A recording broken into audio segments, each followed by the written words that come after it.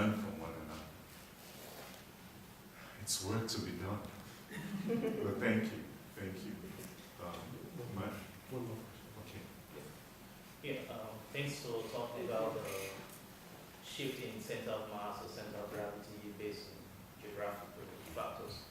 But I'm also looking at a shift in center of gravity in the church in terms of its policy.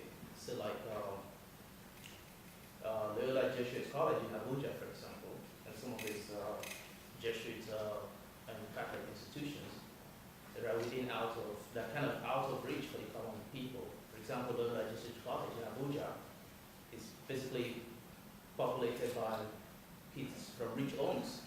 Do you think there could be a change in center of gravity in terms of the policy of the church as far as making the institutions more affordable, like their clinics, or like Anshila Catholic Hospital in Lagos, which is just down the street from my house, it used to be for physically rich people.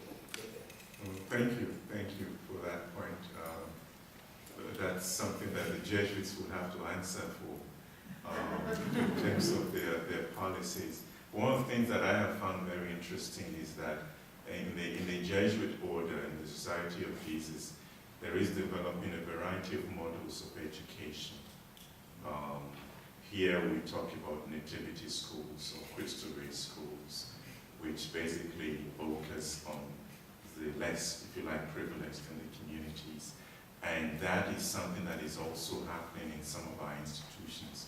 You mentioned Loyola Jesuit College. Loyola Jesuit College has a policy of their kids tutoring kids from neighboring schools, and also their kids who pay full tuition, subsidizing scholarship for kids that are not able to afford scholarship.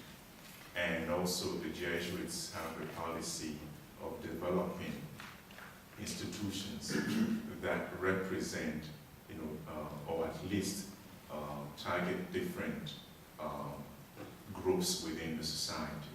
We have Loyola Jesuit College in Abuja. We also have St. Francis in Elimo, which is a deprived area.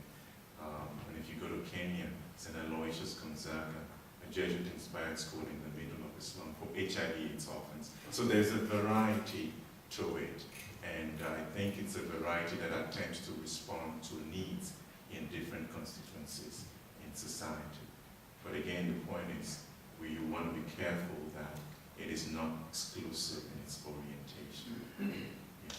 Thank you. I was just thinking about even in the U.S., the institutions are generally out of reach of the common people. Yeah, and that's what I was saying, that there are different models that have been developed, to respond to different needs. Okay, I hate to be the one that cuts off the conversation, but Bator, thank you very much for 3 very thought-provoking talks and for spending your time with us. We thank you very much.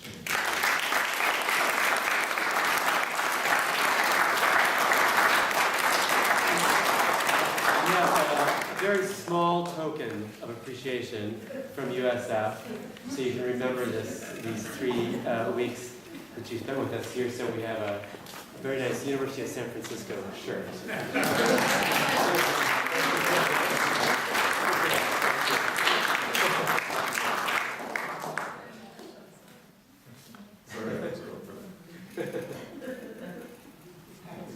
Great.